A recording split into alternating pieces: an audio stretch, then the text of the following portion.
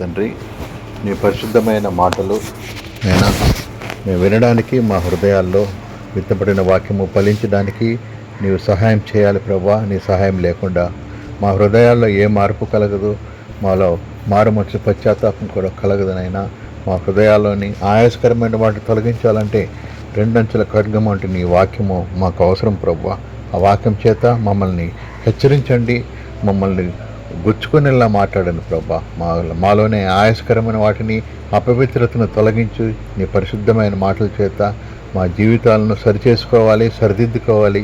నేను ఆ వాక్యము మా జీవితాలకు, మా ఆత్మలను జీవించి జీవాహారంగా మా ఆత్మలకు ఆహారంగా పంచిపెట్టి మమ్మల్ని సర్వసత్యంలోనికి నడిపించమని యేసుక్రీస్తు నామమున ప్రార్థిస్తున్నాం తండ్రి, ఆమేన్. ఈరోజు వాక్య సందేశం కొరకు మనము దేవుడు తన కోసము ఎవరిని ఎన్నుకుంటాడు తన పని కోసం. ఒక మిలిటరీ వాళ్ళు కానీ, ఒక ఆర్మీ వాళ్ళు కానీ, ఒక నేవీ వాళ్ళు కానీ బాడీ ఫిట్నెస్ కల వాళ్ళని ఎన్నుకుంటారు. వాళ్ళైతే తనకు పనిచేయడానికి శరీర దారుఢ్యం కావాలా, మళ్ళీ ఫిట్నెస్ కావాలా, ఫిజికల్ ఫిట్నెస్, హైటు, వెయిటు, ఇట్లాంటి వాళ్ళని వాళ్ళు ఎన్నుకుంటారు. వాళ్ళకి సెలక్షన్లు పెట్టి 3 days టెస్టింగ్ పెట్టి పోలీసు అయినా కానీ ఇటువంటి వాళ్ళే కావాలి. మరి నెబుకద్నెజరు కూడా తన యొక్క ఆస్థానంలో ఉండడానికి ఆయన కూడా కొన్ని క్వాలిఫికేషన్లు అడిగినాడు. 1వ అధ్యాయంలో దానియేలు 1:4-5 ఉంటుంది. మరి ఈ క్వాలిఫికేషన్స్ దేవునికి అవసరం లే. ఆయన ఎలాంటి క్వాలిఫికేషన్ కోరుకుంటున్నాడు అనేది కూడా మనము ఈరోజు ధ్యానించుకుందాం. అంటే ఆయనకు శరీర బాడీ ఫిట్నెస్తో అవసరం లేదు. మరి ఆయన హైట్ వెయిట్ చూడ్డు, మరి ఆయన నీ కలరు చూడ్డు. ఆయన ఏం చూస్తాడు? ఆయనకు కావాల్సింది ఎలాంటి వాళ్ళు అని మనం ఈరోజు వాక్యాన్ని విందాం. 1 కొరింథీ పత్రిక 1వ అధ్యాయము 27-29 వరకు. 1 కొరింథీ 1వ అధ్యాయము 27-29 వరకు చదివితే, అందులో దేవుడు బలహీనులను వాడుకుంటాడంట. బలహీనులతో దేవునికి ఏం పని అంటే, బలహీనులే ఆయనకు కావాలి. బలహీనులను వాడుకుంటాడు. ఆయన ఎందుకు బలహీనులను వాడుకుంటాడంటే, బలహీనులను, వెర్రివారిని, తర్వాత నీచులను, తృణీకరింపబడిన వారిని, ఎన్నిక లేని వారిని దేవుడు ఏర్పరచుకుంటాడు. అంటే ఈ లోకంలో జ్ఞానులను సిగ్గుపరిచేదానికి లోకంలో వెర్రివారిని దేవుడు ఎన్నుకుంటాడు. మరి బలవంతులైన వారిని సిగ్గుపరిచేదానికి బలహీనులైన వారిని దేవుడు ఏర్పరచుకుంటాడు. మరి ఎన్నికైన వారిని వ్యర్థం చేయుటకు నీచులైన వారిని దేవుడు ఎన్నుకుంటాడు. మరి తృణీకరింపబడిన వారి కొరకు ఎన్నిక లేని వారిని దేవుడు ఏర్పరచుకొని ఉన్నాడు అంటాడు. ఎందుకు దేవుడు ఇటువంటి వారిని ఎన్నుకుంటాడు కదా? వీళ్ళు ఎందుకు పనికొస్తారు దేవునికి? వెర్రివారు. మరి బైబిల్ రాయించడానికి దేవుడు తన చేపలు పట్టే వాళ్ళని, పామరులను, చదువులేని వారిని, విద్యావిహీనులను దేవుడు ఎన్నుకొని వాళ్ళ ద్వారా అద్భుతమైన గ్రంథాన్ని రాయించాడు. మరి దేవుడు ఇటువంటి బలహీనులే నాకు కావాలి, వెర్రివారు కావాలి, మరి వెర్రివారు, బలహీనులు, ఎన్నిక లేని వారు, తృణీకరింపబడిన వారు నాకు కావాలంటాడు. ఎందుకు దేవుడు ఇలాంటి వారిని కోరుకుంటాడంటే, దేవుడు ఏ శరీరియో దేవుని ఎదుట అతిశయపడుకుంటున్నట్లు. దేవుని ఎదుట ఏ శరీరియు అతిశయపడకూడదంట. అతిశయపడడం అంటే గర్వించకూడదు. ఏమని? నేను చేశాను, నా యొక్క ఫిట్నెస్ వల్ల జరిగింది, నేను బలంగా ఉన్నాను కాబట్టి నేను గెలిచాను, నేను శరీరం నా యొక్క తెలివితో నేను సాధించానని చెప్పడానికి వీలు లేకుండా దేవుడు జ్ఞానులను సిగ్గుపరచుటకు వెర్రివారిని ఎన్నుకున్నాడు. మరి వీళ్ళు ఏం చేస్తారంటే దేవుని యందు అతిశయపడరు. వీళ్ళకు జ్ఞానం లేదు కాబట్టి దేవుని మీద ఆధారపడతారు. తెలివి లేదు కాబట్టి దేవుని మీద ఆధారపడతారు. భక్తి బలహీనులు కాబట్టి దేవుని మీద ఆధారపడతారు. ప్రతిదానికి దేవుని మీద ఆధారపడతాడు. దేవుడు చెప్పినట్లు వింటాడు. కాబట్టి దేవుడు వీరి ద్వారా తన నామాన్ని మహిమపరుచుకుంటాడు. అందువల్ల దేవుడు బలహీనులను, వెర్రివారిని ఎన్నుకునే దానిలో దేవుని యొక్క ఉద్దేశం అదే. కాబట్టి దేవుని ఉద్దేశం ఇప్పుడు మనకు అర్థమైంది. కాబట్టి బలహీనత అనేది మన బలహీనత యందే దేవుని శక్తి పరిపూర్ణమవుతుంది.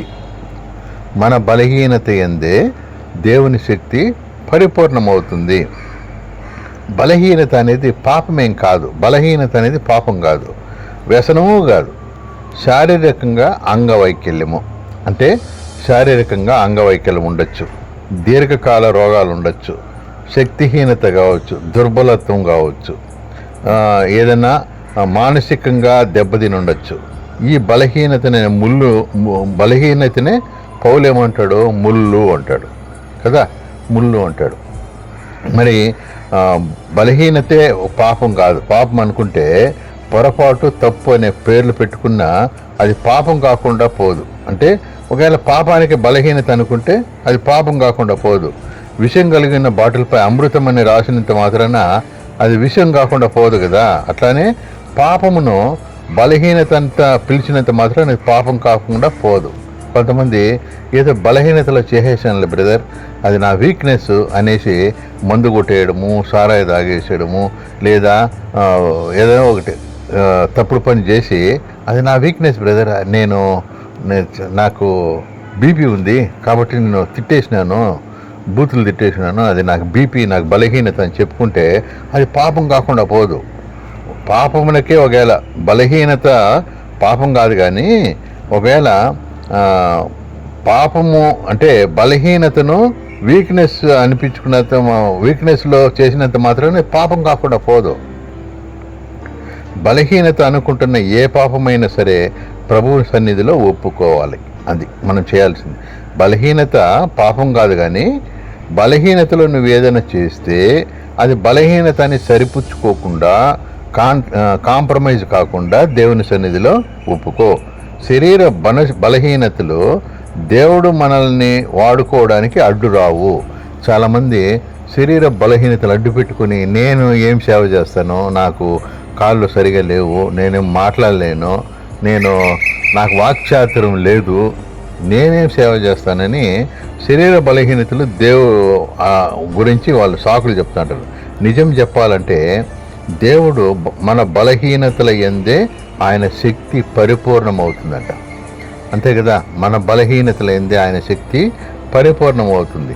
మనమేమో శారీరకంగా బలహీనలమని కృంగిపోయి ఇంతగా ప్రార్థించిన ఈ బలహీనతను దేవుడు ఎందుకు తీసేయడం లేదు అని మనము దేవుని మీద సనిగే ప్రయత్నం చేస్తుంటాం. కానీ అది దేవునికి శక్తిగా మారడానికి అది ఉపయోగపడుతుందని మనము గ్రహించలేక ఉండం. ఓకే, ఈ బలహీనతల గురించి మనం ఆలోచిస్తే దేవుడు బలహీనులను తన సేవలో వాడుకున్నాడు, అద్భుతంగా వాడుకున్నాడు. ఆ యొక్క విషయాలన్నీ మనం ఈరోజు కొన్ని ధ్యానించుకుందాం. ఒక మాట చూద్దాం. గిద్యోను చాలా పిరికివాడు. అతడు మిద్యానీయులకు భయపడి ఒక పొట్టుగొట్టే మిషన్ దగ్గర దాక్కొని ఉన్నాడంట. ఆయన దగ్గరికి దేవదూత వచ్చి పరాక్రమం బలాఢ్యుడా అని పిలుస్తుంది. అంటే ఎప్పుడు దేవుడు ఆ బలహీనుడైన పిరికివాడైన గిద్యోను దగ్గరికి వెళ్ళి, నువ్వు మిద్యానీయుల మీదకి యుద్ధానికి వెళ్ళాలి అని చెప్పడం మనం చూస్తాం. మరి బలహీనుడు దేవునికి ఎలా వాడబడ్డాడు గిద్యోను గురించి మనకు తెలుసు కదా. ఆయన 300 మందితో మొత్తము మిడతల దండు వలె ఉన్న సైన్యం పారిపోయిందట. 300 మంది. మరి ఆయన ఏం వాడుకున్నాడు? కత్తులు ఎత్తుకొమ్మినాడా, ఏమన్నా బాంబులు ఎత్తుకొమ్మినాడా, లేదా ఏమి ఎత్తుకొని యుద్ధం చేశాడో? ఏమీ లేవు. ఆయన చేతిలో ఒక కొండ, దివిటీలు కొండ, అంతే. వాటితో జయించాడు. ఎంతమంది? 300 మంది, అంతే ఆయన సైన్యం. మరి 300 మందితో పోయి యుద్ధంలో గెలిచాడంటే దీని వెనక ఎవరున్నారు? దేవుడు ఉన్నాడు. అది వీళ్ళకి తెలుసు, ఎదుటి వాళ్ళ శత్రువులకు కూడా తెలుసు. కాబట్టి వీళ్ళ దేవుడు గొప్పవాడని వాళ్ళు కూడా తెలుసుకున్నారు. దేవునికి మహిమ వచ్చింది. గిద్యోనికి కూడా అర్థమైపోయింది, నేను 300 మందితో యుద్ధం చేశాను కాబట్టి దేవుడే నన్ను యుద్ధంలో గెలిపించాడు, కాబట్టి దేవునికి మహిమ. అదే గిద్యోను 32,000 మందితో యుద్ధం చేస్తే మేము సైన్యం ఎక్కువ ఉన్నాం కాబట్టి, మా వాళ్ళంతా యుద్ధంలో నైపుణ్యం కలిగిన వాళ్ళు కాబట్టి మేము మా టాలెంట్తో గెలిచాము అని చెప్తారు. అప్పుడు దేవునికి మహిమ వస్తుందా? రాదు. అందుకోసమే దేవుడు 32,000 మంది ఉన్న వాళ్ళని తగ్గించేసి 10,000 మందిని 10,000 వెనక్కి పంపించేసి చివరికి 300 మందితో యుద్ధాన్ని గెలిచి తనకు ఘనతను మహిమను తెచ్చుకున్నాడు. అది దేవుని యొక్క ఉద్దేశము. ఇప్పుడు మోషే దగ్గరకు వస్తాం. దేవుని పనిలో మిక్కిలిగా వాడబడిన వారంతా బలహీనులే. మీరు ఎంతమందినైనా ఎత్తుకోండి, అందరూ అన్ఫిట్ పర్సన్సే. వాళ్ళలో దేవుని పనిలో మిక్కిలి బలమైన వారందరూ బలహీనులే. మోషే గారి బలహీనత ఏమిటి? మోషేకు ఒక బలహీనత ఉంది. చూడండి, కోపం, భయంకరమైన కోపం. మనిషిని చంపేంత కోపం కదా. అటువంటి బలహీనత కలిగిన మోషేని సాత్వికుడిగా తయారు చేసిన తర్వాత దేవుడు తన పనికి వాడుకున్నాడు. సాత్వికుడు అయిపోయినాడు మోషే. 40 సంవత్సరాల ట్రైనింగ్ కదా. కోపము, ఐగుప్తిని హత్య చేసేంత కోపము, తర్వాత బండను కొట్టేంత కోపం, విసుగు. ఆయన విసిగించేశారు ఇజ్రాయేలీలు ఆయన్ను. కాబట్టి బండను కొట్టేంత కోపము, 10 ఆజ్ఞలు పలకలను పగలగొట్టేంత కోపం. అన్నిట్లో కోపం కనిపిస్తుంది మనకే. అట్లాంటి వాణిని దేవుడు భూమి మీదనున్న వారందరిలో మిక్కిలి సాత్వికునిగా మార్చేశాడు.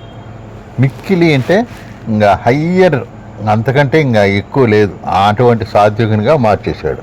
అంటే మోసే లాంటి బలహీనత కలిగిన నత్తివాడు కూడా మోసే.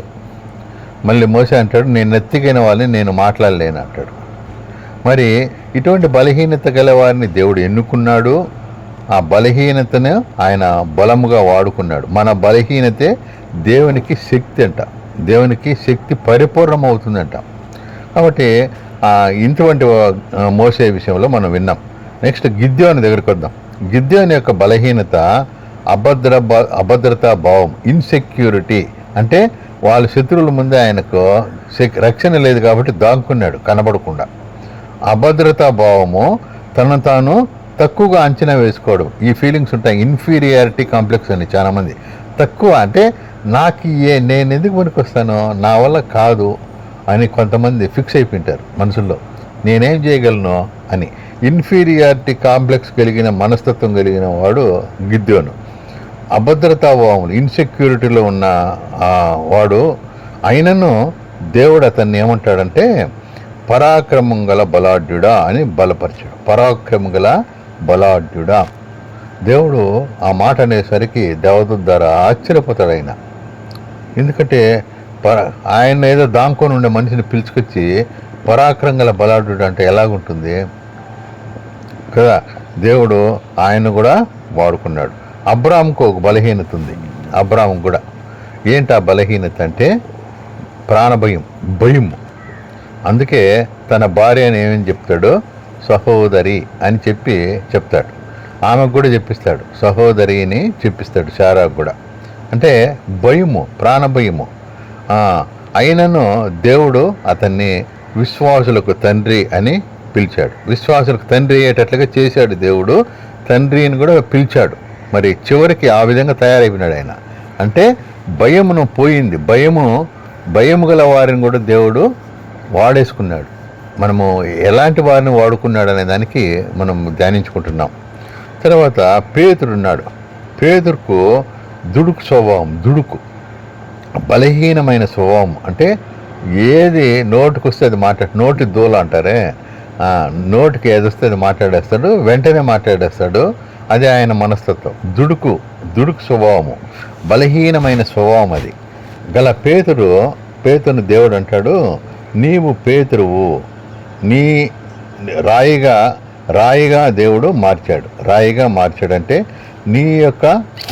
నీ మీదనే సంఘమును కట్టుదును అంటాడు. సంఘానికి పునాది పేతురు కాదు, కానీ అంటే విశ్వాసం, పేతురు యొక్క విశ్వాసం మీద కట్టబడింది సంఘం. పునాది రాయి క్రీస్తే. మరి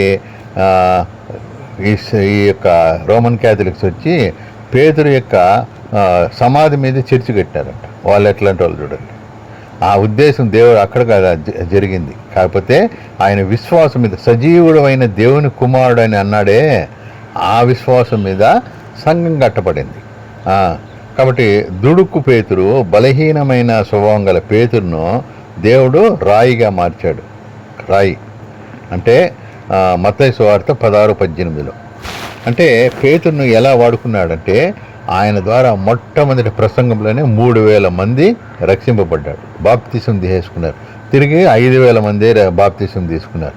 అంటే భయము పిరికితనం కలిగిన భయము పిరికితనం అంటే చాలాసార్లు పిరికితనం కూడా చూపించాడు.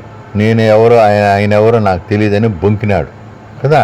మరి యేసుప్రభువుని సిలువ వేస్తుంటే దూరంగా ఉన్నాడు. అటువంటి మేడగదిలో వెళ్ళి తలుపులు వేసుకొని లోపల దాక్కున్న వాళ్ళు పరిశుద్ధాత్మ శక్తిని పొందుకున్న తర్వాత ఎంత బలవంతులు అయిపోయినారు, అంత బలంగా వాళ్ళు సేవ చేశారు. అంటే పిరికితనము, భయము కలిగిన, నోటి దురుసు కలిగిన పేతురు కూడా దేవుని సేవలో అద్భుతంగా వాడుకున్నాడు. మరి మనము యోహాను వ్యభిచారి అయిన దావీదును ఏమంటాడు దేవుడు? వ్యభిచారి అయిన దావీదు అంటే అతడు ఇష్టానుసారుడైన మనుషుడుగా దేవుడు మార్చేశాడు. ఒక్క తప్పు మరి ఎప్పుడు ఒక్క పాపం తప్ప మరి ఎక్కడ ఏ పాపం చేయలేదంట దావీదు కదా. యోహాను ఉరిమెడు మనస్తత్వం కలిగినాడు. మనస్తత్వం అట్లాంటి వాడు ప్రేమ. ఆయన అపోస్తులకు ఈయన యోహాను సువార్త అంతా పత్రికలన్నీ చదివితే అన్ని ప్రేమ గురించి ఉంటాయి. మరి ఉరిమే మనస్తత్వం కలిగిన యోహానును ఎలా మార్చాడు? ప్రేమ అపోస్తలుడిగా మార్చేశాడు. లవ్ లెటర్స్ అన్నీ, ఆయన లెటర్లన్నీ ప్రేమతోనే ఉంటాయి కదా. అట్లా మార్చేశాడు దేవుడు. కాబట్టి మన బలహీనతలు ఉంటాయి. మన బలహీనతలను దేవుడు తన శక్తిని పరిపూర్ణమవుతుంది. మన బలహీనతలోనే దేవుని శక్తి పరిపూర్ణమవుతుంది. నీ బలహీనతను ఒప్పుకో అంటాడు. ఒప్పుకోవాలి మన బలహీనతను. ఏ విధంగా మనకు బలహీనత ఉందనుకోండి, దేవుని వద్దకు వచ్చి ఒప్పుకోవాలి. నేను క్రీస్తుని పోలి నడుచుకుంటున్నాను అని చెప్పగలిగిన పౌలు గారు తన అంతరంగంలో నేను చేయగోరు మేలు చేయక కీడును చేయుచున్నాను అంటాడు. ఇది బలహీనత కదా. మనం మేలు చేయాలంటే మేలే చేయాలి, కీడు చేయాలంటే కీడే చేయాలి. కానీ మేలు చేయాలంటే కూడా చేయలేకపోతున్నాడంట, కీడే చేస్తున్నాడంట. అంటే ఆ బలహీనతలో కలిగిన పౌలు గారు కూడా నేను క్రీస్తును పోలి నడుచుకుంటున్నాను అని చెప్పగలిగినాడు. ఏమని? నేను క్రీస్తు పోలి నడుచుకున్నట్లు మీరు నన్ను పోలి నడుచుకోవడం. అంటే ఎంతగా ఆయన మార్పు చెందాడు చూడండి. ఆయన బలహీనత నుంచి బలహీనతను జయించేశాడు. కాబట్టి ఆ పౌలు కూడా చెప్పిన మాటను మనం గుర్తు చేసుకోవాలి. ఆ బలహీనతను ఒప్పుకున్నప్పుడు దేవుడు దాన్ని బలంగా మారుస్తాడు.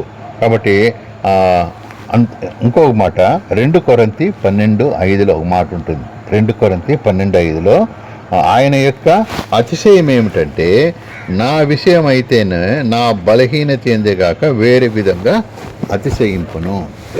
నా బలహీనత ఎందేగాక వేరే విధంగా అతిశయింపను. అయితే ఆయనకు కూడా దేవుడు ఒక బలహీనత పెట్టాడు. ముళ్ళు పెట్టాడు కదా. ఆ ముళ్ళును తీసేయి ప్రభు అని అడిగితే, ఇది ఉన్నిలే, నా కృప నీకు చాలును అంటాడు. అంటే బలహీనత అనేది తీసేస్తే గర్వం వచ్చేస్తుంది. కాబట్టి బలహీనత ఏంది దేవుడు, బలహీనత ఏంది దేవుడు అతిశయిస్తాడు. మనము బలహీనత దేవునికి శక్తి పరిపూర్ణం అవడానికి వాడుకుంటాడు. అంటే మనము పాపం అనే బలహీనత ఉందనుకోండి, ఆ స్థితిని ప్రభు సన్నిధిలో ఒప్పుకొని జీవితాన్ని ఆయనకు సమర్పించగలిగితే ఆ బలహీనతను తీసివేసి ఆయన కృపనిచ్చి మనల్ని పవిత్రులుగా మారుస్తాడు. బలమైన పాత్రగా మనల్ని చేసి వాడుకుంటాడు కూడా. మరి ఆ బలహీనతను మనం ఒప్పుకోవాలి. చాలామంది బలహీనతల్లో అలాగే ఉండి కృంగిపోయి దేవుని వద్దకు రారు. ఆ బలహీనత పాపం కానీ ఏదైనా కానీ పాపము, ఆ పాపాన్ని పెట్టుకొని కృంగిపోయి అలాగే నశించిపోతుంటారు. దేవుని వద్దకు వచ్చి ఒప్పుకుంటే అది తీసివేయబడి నిన్ను తిరిగి పవిత్రంగా మార్చి నూతనంగా చేసి నిన్ను దేవుడు తన సేవలో వాడుకుంటాడు. ఇంకొకటి కీర్తన 51:17లో ఒక మాట ఉంటుంది, విరిగి నలిగిన హృదయమే దేవునికి ఇష్టమైన బలి. దేవా నీవు అంగీకరించు బలి ఏది? దేవుడు అంగీకరించే బలి విరిగి నలిగిన హృదయము. విరిగిన హృదయము, నలిగిన మనసు అంటారు కదా. విరిగిన హృదయం, నలిగిన మనసు, ఇది దేవునికి ఇష్టమైన బలి అంట. కోడెదూడల కంటే, మేకలు గొర్రెల కంటే, పక్షుల కంటే విరిగిన హృదయము, నలిగిన మనసు దేవునికి ఇష్టమైన బలి. ఇటువంటి వాళ్ళని దేవుడు అలక్ష్యం చేయడంట, తృణీకరించడంట. అలక్ష్యము చేయడు, తృణీకరించడు. ఈ వాక్యంలో దావీదు కూడా తన పాపాలకి పశ్చాత్తాపడుతూ 51 కీర్తనలో ఆయన రాసిన మాటలు. అంటే పాపాలకు పశ్చాత్తాపడ్డాడు. ఆయన పశ్చాత్తాపడి ఆయన విలపించి హృదయంలో ఆయన బద్దలైపోయింది ఆయన హృదయం.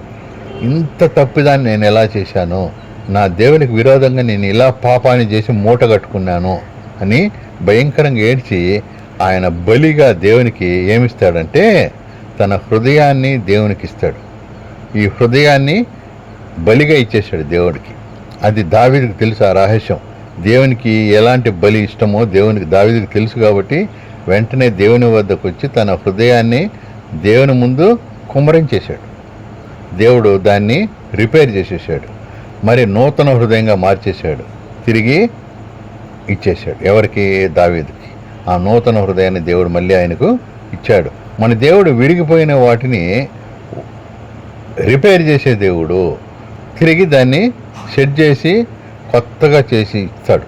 అది మన దేవుడు చేసే పని.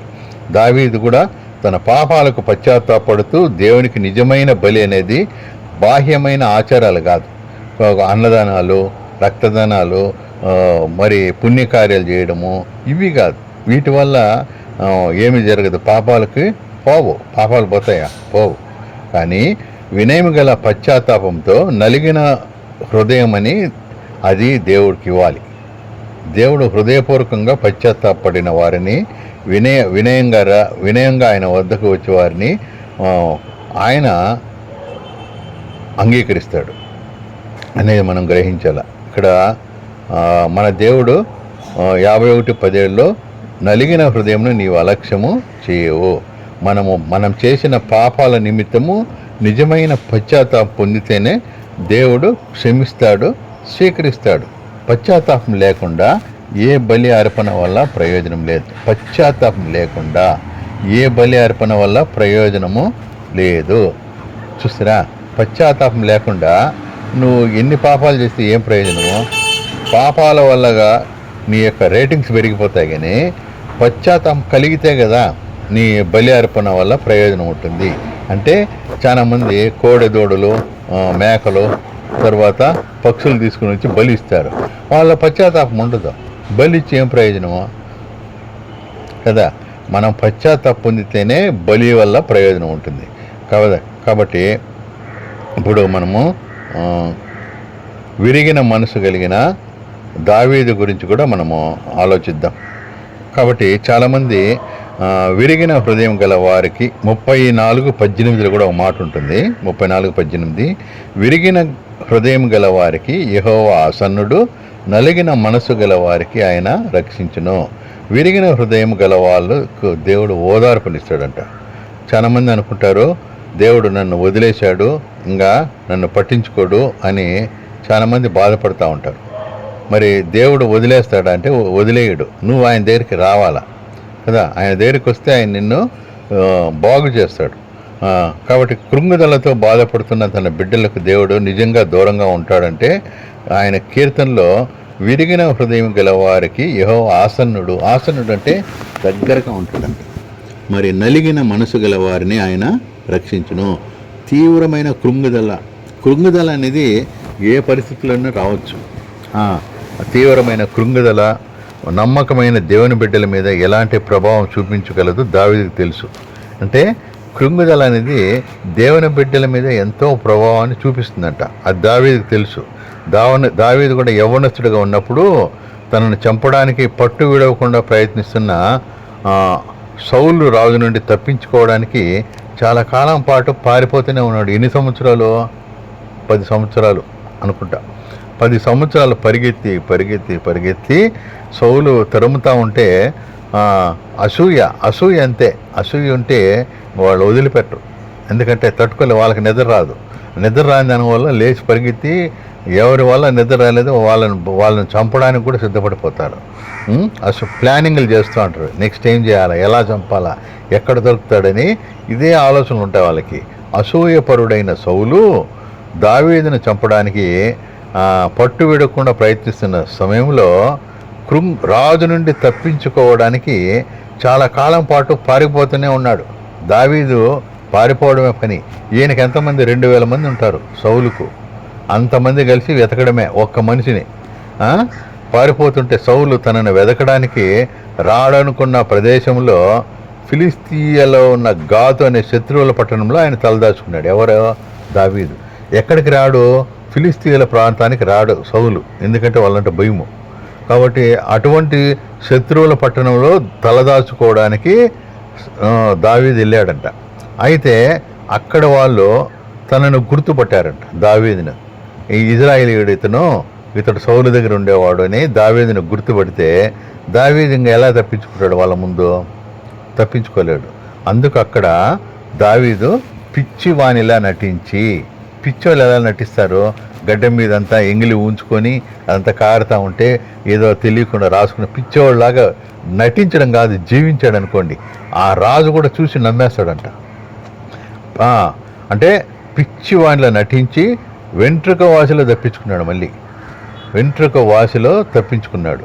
తనను తప్పించినందుకు దావీదు యెహోవాను మహిమపరిచాడు. ఆ తప్పించుకున్న సందర్భంలో రాసిన కీర్తన 34. చూడు, వెంట్రుక వాసిలో తప్పించుకున్నాడు. ఎందుకంటే ఫిలిస్తీన్లు సామాన్యులు కాదు. వాళ్ళ యొక్క గొల్యాతును చంపినందుకు చాలా కోపంగా ఉన్నారు వాళ్ళు. అటువంటి గొల్యాతును చంపినాడు అని దావీదును గుర్తించారు. గుర్తించినప్పుడు ఎంత డేంజర్ కదా. ఆ పరిస్థితిలో కూడా దేవుని హస్తం ఉంది దావీదు మీద. అందుకే ఎంతమంది ఎతికినా ఆయన చంపలేకపోయినారు. కాకపోతే దేవుడు అతన్ని కాపాడుతూ ఉన్నాడు, తోడుగా ఉన్నాడు. మరి దావీదు వెంట్రుక వాసిలో తప్పించుకున్నాడంట ఆ యొక్క ఫిలిస్తీయుల వాళ్ళ దగ్గర నుంచి. అంటే కృంగుదలలో బాధపడే వాళ్లకు దేవుని దయను పొందడానికి అర్హులం అని అర్థం చేసుకోవాలండి. కృంగుదలలో ఉన్నావా, నువ్వు దేవుని దయ పొందడానికి అర్హురాలివి అని అర్థం చేసుకోవాలి. విరిగిన హృదయం గల వాళ్ళకు యెహోవా ఆసన్నుడు, నలిగిన మనసు గల వాళ్ళను ఆయన రక్షిస్తాడు. ఆయన 34:18 రాశాడు. ఈ మాటలు మనకు ఎలా ఓదార్పు కలిగిస్తాయో మనము ఆలోచించాలి. ఎందుకంటే ప్రభువు అటువంటి వాళ్ళని ఆసనుడిగా ఉంటాడు, రక్షిస్తాడు కదా. విరిగిన హృదయం గల వాళ్ళు, విరిగిన హృదయానికి ప్రేమలో విఫలమవడానికి సంబంధం ఉంది. అంటే లవ్ ఫెయిల్యూర్స్ ఉంటారు కదా, వాళ్ళని చూడండి. కావాలంటే వాళ్ళ హృదయాలు బద్దలైపోయింటాయి. ఏడ్చి బాధ తట్టుకోలేక ఆకలి ఉండదు, అన్నం తినరు, తర్వాత నిద్రపోరు. నిజమే, అటువంటి హృదయం బద్దలైపోయింది వాళ్ళకి. అంటే విరిగిన హృదయం గల వాళ్ళు, విరిగిన హృదయానికి ప్రేమలో విఫలం అవడానికి సంబంధం ఉంది. అయితే మరింత సాధారణ విచారాన్ని దుఃఖం ఉంటుంది, విచారం ఉంటుంది. ఎప్పుడు డల్గా ఉంటారు, ఏం పని చేయబుద్ధి కాదు. దేవుని దగ్గరికి ఎటువంటి అంటే హృదయం బద్దలైపోయిన పరిస్థితిలో నువ్వు ఏమన్నా పాపమే కదా, ఏదైనా పాపమే, పాపం ద్వారా హృదయం బద్దలైపోతుంది. అప్పుడు ఆ పరిస్థితుల్లో దేవుడు వస్తే నీ హృదయాన్ని దేవుడు మరమ్మత్తు చేస్తాడంట. మామూలుగా విరిగి నలిగిన హృదయాన్ని దేవుడు మరమ్మత్తు చేస్తాడు, మళ్ళీ నూతన హృదయంగా మారుస్తాడు అనేది మనము దేవుడు చేసే పని. ఇక్కడ మనం విరిగిపోయిన వాటిని మనం బయట పడేస్తాం పనికిరావని.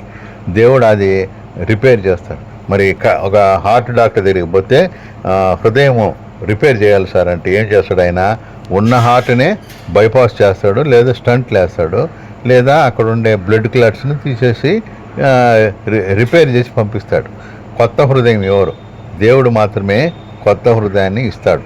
మరి మరమ్మత్తు చేస్తాడు విరిగిన హృదయాన్ని. ఆ బాధ నుంచి నువ్వు రిలీఫ్ అయిపోతావు, ఆ యొక్క విచారం నుంచి బయటపడిపోతావు. మరి విరిగిన హృదయం వల్ల, నలిగిన మనసు గల వాళ్ళ విన్నపాలకు దేవుడు ఇమ్మీడియట్గా స్పందిస్తాడంట. Immediate response. ఇమ్మీడియట్గా వాళ్ళు తన ప్రేమకు శ్రద్ధకు అర్హులు కారని దేవుడు దూరంగా ఉండడు. వాళ్ళే అర్హులంట. వాళ్ళనే దేవుడు ఆసన్నుడుగా ఉంటాడంట. బాధపడుతున్న బిడ్డను దగ్గరగా తీసుకొని ఓదార్చగలిగే ప్రేమ గల తండ్రిగా, బాధపడే బిడ్డల్ని ఓదార్చగలిగే తండ్రిలాగా, సహాయం కోసం ప్రార్థించే బిడ్డలకు దేవుడు సమీపంగా ఉంటాడు. ఆయన కరుణామయుడు, దయామయుడు. ప్రపంచంలో ఎక్కడన్నా చూడండి, ఈ బాధల్లో కష్టాల్లో ఉండే వాళ్ళని ఓదార్చే వాళ్ళు లేరండి. వాళ్ళు అలాగే కృషించిపోయి కృంగిపోయి ఏడ్చుకుంటూ చివరికి ఆత్మహత్యలకు వెళ్ళిపోతారు. ఎందుకంటే ఇంక మేము ఎందుకు బతకడం? లవ్ ఫెయిల్యూర్లు అంతా ఆత్మహత్యలకు వెళ్ళిపోతారు, అప్పులోళ్ళు ఆత్మహత్యలకు వెళ్ళిపోతారు, కుటుంబ కలహాలు ఆత్మహత్యలకు వెళ్ళిపోతారు, తర్వాత సమాధానం లేకుండా ఉద్యోగాలు రాని వాళ్ళు కూడా ఆత్మహత్య. ఏమంటే మేము ఇంకా ఎంత బాధపడినా, ఎంత దుఃఖపడినా మాకు డెస్టినీ ఇంకేం చేయలేం. ఎవరేం చేస్తారు? ఇంక మేము చచ్చిపోవడమే శరణము, మాకు చచ్చిపోతే ఆ యొక్క బాధ నుంచి బయటపడతామని ఊరేసుకొని చచ్చిపోవడము, ట్రైన్ల కింద చచ్చిపోవడము జరుగుతుంది ఈ దినాల్లో. ఎందుకంటే వాళ్ళని ప్రేరేపిస్తాడు సాతాను కూడా.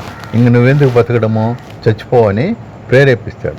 వాళ్ళు వెళ్ళి ఊరేసుకొని చచ్చిపోయి ఏదో విధంగా తన ప్రాణాలు తీసేసుకుంటారు. మరి ఇటువంటి వాళ్ళు దేవుని వద్దకు వస్తే ఆయన రిపేరు చేస్తారు. యూదా ఇస్కరియోతు ఉన్నాడు, ఆయనలో కూడా పశ్చాత్తాపం కలిగింది.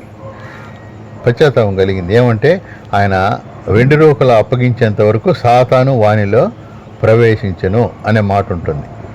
బల్ల ఇచ్చేటప్పుడు కూడా సాతాను వానిలో ప్రవేశించి బయటికి వెళ్ళిపోతాడు. పోయేసి యూదా మతాధికారులతో మాట్లాడుకొని బేరమంతా సెట్ చేసుకొని వచ్చి యేసుప్రభు ఎక్కడుంటాడో, ఆ గెచ్చిమనే తోటలో ఏ సమయంలో ఉంటాడో, ఒంటరిగా ఉంటాడో వాళ్ళకి చెప్పి ఆయన్ను గుర్తుపట్టడానికి కూడా నేను ముద్దు పెట్టుకుంటానని గుర్తు కూడా చెప్పి, ముద్దు పెట్టుకున్న తర్వాత ఆయన్ను పట్టుకొని వెళ్ళిపోయిన తర్వాత ఆయనలో నిజంగా పశ్చాత్తాపం కలుగుతుంది. నేను నిరపరాధి రక్తంను అప్పగించుతని తనలో తను మదన పడుతూ బాధపడుతూ ఆయన ప్రభు వద్దకు వచ్చుంటే క్షమాపణ, ఆ నలిగిన హృదయంలో దేవుడు క్షమించేవాడు. కానీ పోయి ఉరి పెట్టుకొనేను అని మాట ఉంటుంది. ఊరి పెట్టుకుంటే ఎక్కడికి వెళ్తామో? నరకానికి వెళ్తాం. ఎందుకంటే దేవుడు ఇచ్చిన నీ సమయాన్ని నువ్వే కట్ చేసుకున్నావు, నువ్వే తీసేసుకున్నావు. కాబట్టి దేవుడు నీకు ఇచ్చిన ఆయుష్కాలాన్ని నువ్వు అర్ధాంతరంగా ముగించుకున్నావు. మరి దేవుని వద్దకు వచ్చింటే క్షమాపణ దొరికేది కదా. 3 సంవత్సరాలు దేవుని వద్ద ఉండి ఏం నేర్చుకున్నాడు? యేసు ప్రభుతో తిరిగాడు, యేసు ప్రభుతోనే అన్ని పనులు చేశాడు, కానీ అన్నీ చూశాడు. కానీ మారు మనసు పశ్చాత్తాపంతో దేవుని వద్దకు వస్తే క్షమిస్తాడనే జ్ఞానం కూడా పనిచేయకుండా సాతాను వాడిని ప్రేరేపించి ఊరేసుకునేటట్లు చేసింది. మరి పేతురుకు కూడా వచ్చింది. నేను 3 సార్లు బొంకినాడు ఎరుగనని. మరి ఆయనకు కూడా పశ్చాత్తాపం వచ్చింది.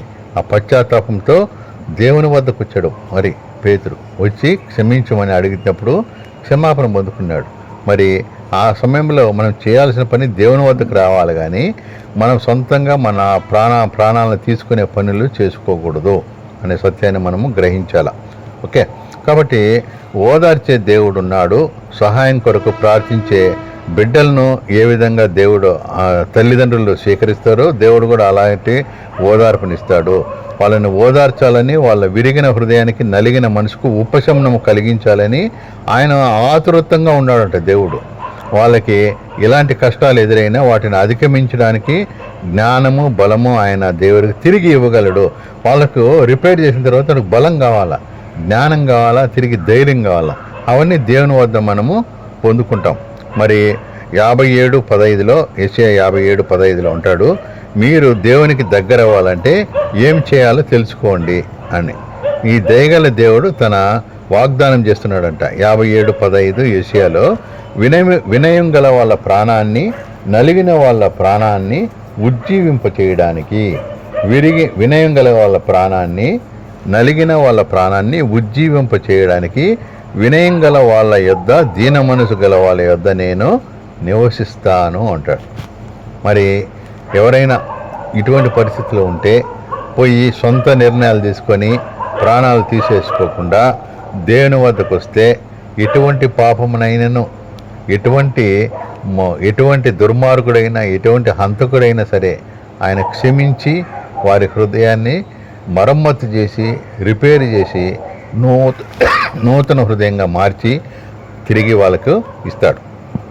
అటువంటి అనుభవాన్ని పొందుకున్న దావీదు రాసిన కీర్తన 51. తను పాపం చేసి బత్షెబాతో భయంకరంగా బాధపడి దుఃఖించి ఆయన ఏడుపులో ఆయన పడక కొట్టుకొని పోయేంత ఏడిసి బాధపడి దేవుని వద్దకు వచ్చినప్పుడు ఆ 51 కీర్తనలో చదివితే దేవుడు హృదయాన్ని రిపేర్ చేసి దావీదును మళ్ళీ ఒక సిద్ధపడిన మనిషిగా దేవుడు తయారు చేస్తాడు దావీదుని. మరి ఎప్పుడు పాపం జోలికే పోలేదంట దావీదు, ఒక్క పాపం తప్ప. మరి దావీదు వలె ఎవరి పరిస్థితి అని ఎలాగున్నా కానీ దేవుని వద్దకు వస్తే మన దేవుడు వాళ్ళకి ఆసన్నుడిగా ఉంటాడు, ఆలక్ష్యం చేయడు, వాళ్ళని అంగీకరిస్తాడు అనేది మనము ఈ వాక్యం ద్వారా మనం నేర్చుకున్నాం. కాబట్టి దేవుడు మనం బలహీనతలుగా దేవునికి బలంగా వాడుకుంటాడు. మన బలహీనతలను బట్టి మనము దేవుని దగ్గరకు వస్తే మన బలహీనతలే దేవునికి బలంగా వాడుకొని ఆయన శక్తి పరిపూర్ణం చేసుకోవడానికి ఏ గిద్యోనులాగా, మోషేలాగా, మరియు మోషే, గిద్యోను, ఇంకా సంసోను కూడా బలహీనత ఉన్నింది. ఆ బలహీనతను కూడా చివరికి అతన్ని కూడా వాడేసుకున్నాడు దేవుడు. మరి ఇటువంటి పరిస్థితిలో ఉన్న ఏదో మనకి ఏ లోపం ఉన్నా వాటి ఎందుకు కృంగిపోకుండా దేవుని వద్దకు వచ్చినప్పుడు అది బలంగా దేవుడు మార్చుకొని దేవుడు తన పనిలో మనల్ని వాడుకుంటాడు. వాడుకోవడానికి నువ్వు సిద్ధంగా ఉన్నావా?